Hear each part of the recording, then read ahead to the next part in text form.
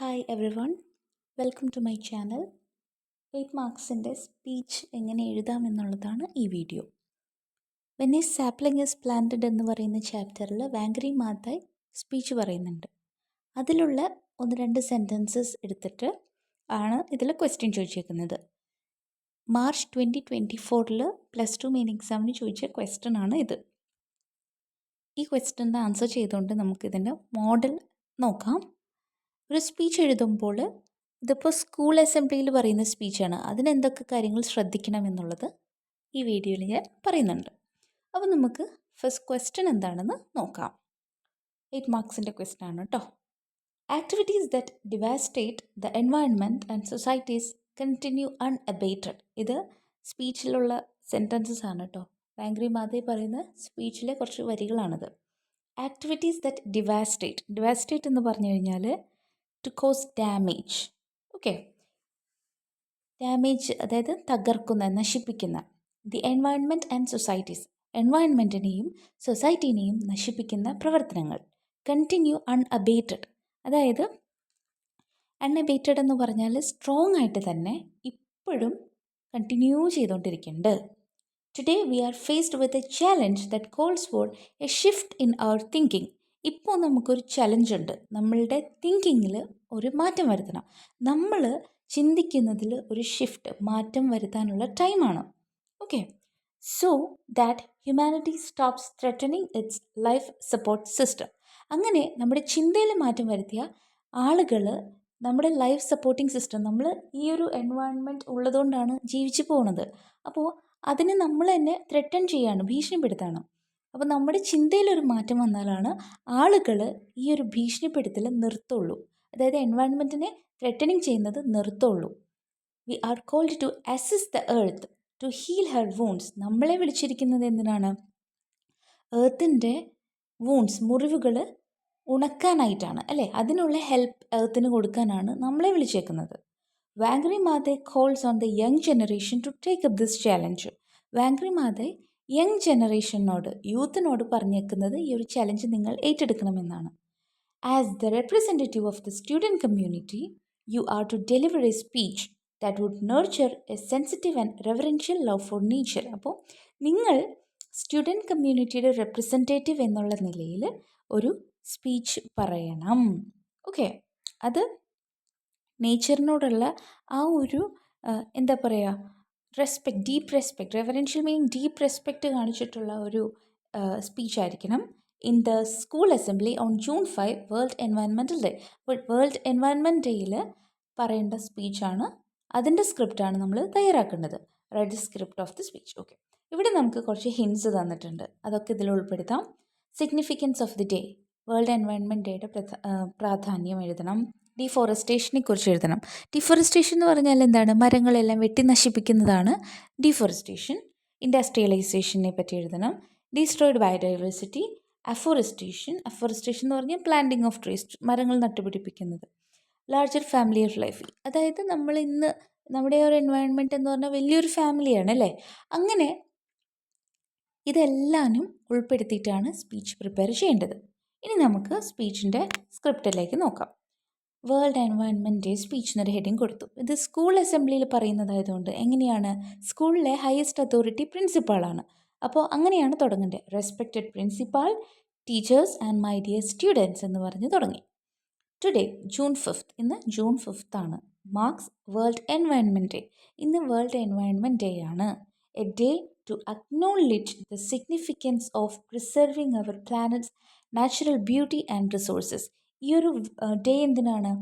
ഈ ഒരു day acknowledge ചെയ്യുന്നത്, അക്നോളജ് എന്ന് പറഞ്ഞാൽ എന്താ, ഇത് അക്സെപ്റ്റ് ചെയ്യുന്നത് എന്ത് കാര്യമാണ്? നമ്മുടെ പ്ലാനറ്റിൻ്റെ നാച്ചുറൽ ബ്യൂട്ടി, അതേപോലെ ഇവിടുത്തെ റിസോഴ്സസിനെയെല്ലാം സംരക്ഷിക്കുക എന്നുള്ളൊരു കാര്യമാണ് അന്ന് ഇമ്പോർട്ടൻ്റ് ആയിട്ടുള്ളത് അല്ലേ? വേൾഡ് എൻവയൺമെൻറ്റ് ഡേയിൽ അതാണ് ഏറ്റവും important. As a representative of our student കമ്മ്യൂണിറ്റിയുടെ റെപ്രസെൻറ്റേറ്റീവ് എന്ന നിലയിൽ I stand before you to emphasise the urgent need for environmental conservation. അപ്പോൾ എൻവയോൺമെൻറ്റിനെ നമ്മൾ സംരക്ഷിക്കണം ഉള്ളൊരു നീഡ്, ഏർജൻ്റ് അത്യാവശ്യമായിട്ടുള്ളൊരു നീഡാണ് അല്ലേ. അതിനെ എംഫസൈസ് ചെയ്ത് പറയാനാണ്, എന്ന് വെച്ചാൽ ഭയങ്കര ഇമ്പോർട്ടൻസ് കൊടുത്തിട്ട് തന്നെയാണ് അതിനെപ്പറ്റി ഞാൻ ഇന്നിവിടെ നിന്ന് പറയുന്നത്. പ്രകൃതിയെ സംരക്ഷിക്കുക എന്നുള്ളത് ഏറ്റവും പ്രധാനപ്പെട്ട ഒരു കാര്യമാണ് ഇപ്പോൾ. അത് ഞാൻ എടുത്ത് പറയണം, അത് എംഫസൈസ് ചെയ്ത് പറയണം. We are the inheritors of a world that has been ravished by human activities അല്ലേ. അപ്പം നമ്മളെന്ന് പറഞ്ഞിട്ടുണ്ടെങ്കിൽ വേൾഡിൻ്റെ അടുത്ത തലമുറയിൽ വന്നേക്കുന്ന ആളുകളാണ്. That has been ravaged by human activities. നമ്മളെന്താ ചെയ്യുന്നത്? ആ ഒരു വേൾഡിന് ഡാമേജ് ഉണ്ടാക്കിക്കൊണ്ടിരിക്കുകയാണ്. ഹ്യൂമൻ ആക്ടിവിറ്റീസ് വഴി വേൾഡിന് ഒരുപാട് റാവേജ് എന്ന് പറഞ്ഞാൽ ടു കോസ് ഡാമേജ് ഉണ്ടാക്കിക്കൊണ്ടിരിക്കുകയാണ്. Deforestation, industrialisation and pollution have destroyed biodiversity.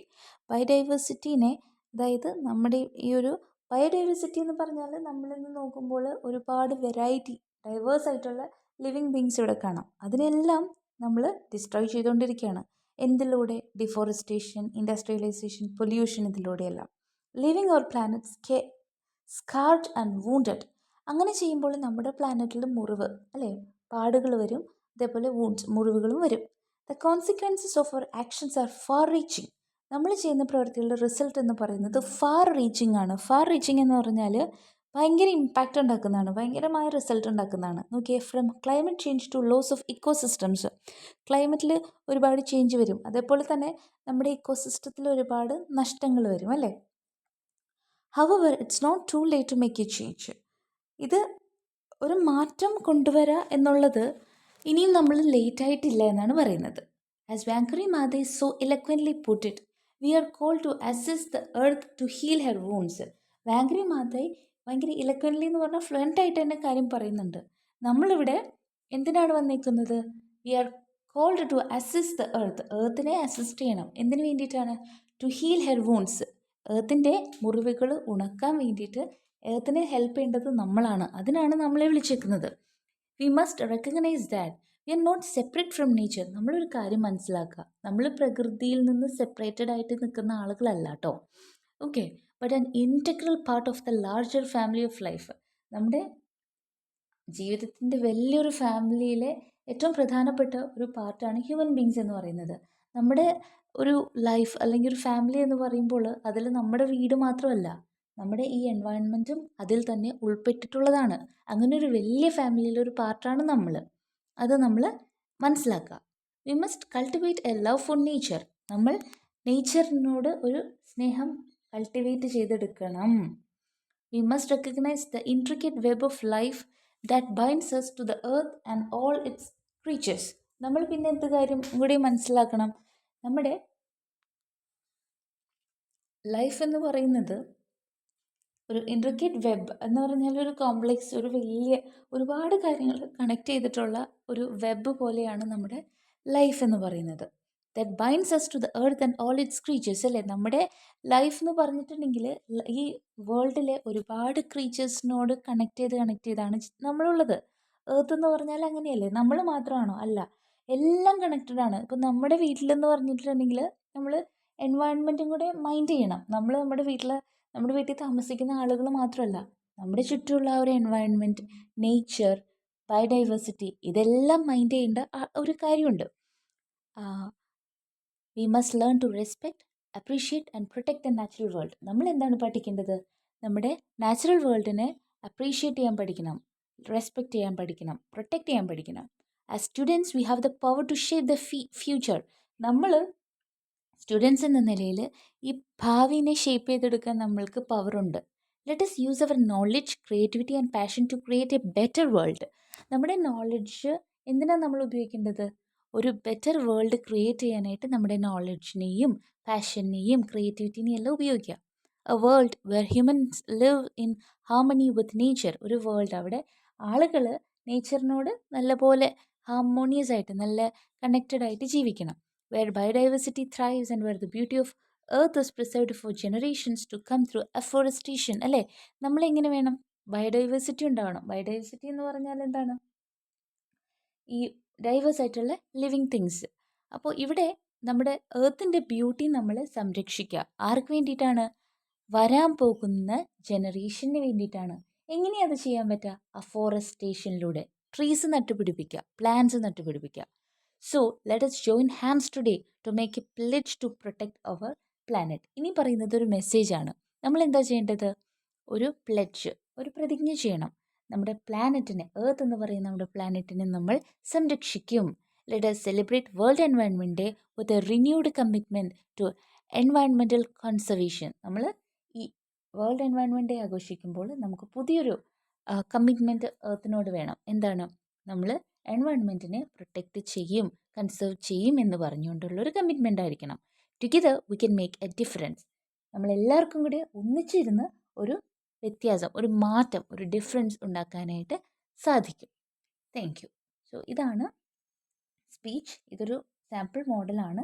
നിങ്ങളുടെ ഇഷ്ടമുള്ള രീതിയിൽ നിങ്ങൾക്ക് സ്പീച്ച് പ്രിപ്പയർ ചെയ്യാം. അപ്പോൾ ഇങ്ങനെ എല്ലാ പോയിൻറ്സും, ഹിൻസിലുള്ള എല്ലാ പോയിൻറ്സും ഉൾപ്പെടുത്തിയിട്ട് ആ ഹിൻസിൽ കണ്ട പോയിൻറ്സ് എല്ലാം ഒന്ന് അണ്ടർലൈൻ ചെയ്ത് കൊടുക്കുകയാണെങ്കിൽ ഇത്തിരി കൂടെ നല്ലതായിരിക്കും. അപ്പോൾ 8 മാർക്സിന് ഉറപ്പായിട്ടും +2 എക്സാമിന് എക്സ്പെക്ട് ചെയ്യാൻ പറ്റിയൊരു ചോദ്യമാണ് സ്പീച്ച്. സ്കൂൾ അസംബ്ലിയിൽ പറയുന്ന സ്പീച്ച് ആയിരിക്കും മോസ്റ്റ് പ്രോബബ്ലി വരാം. ഓർക്കുക, respected principal, teachers and my dear students എന്ന് പറഞ്ഞ്, അല്ലെങ്കിൽ മൈ ഡിയർ ഫ്രണ്ട്സ് എന്ന് പറഞ്ഞ് തന്നെ തുടങ്ങണം. Okay, thank you for watching.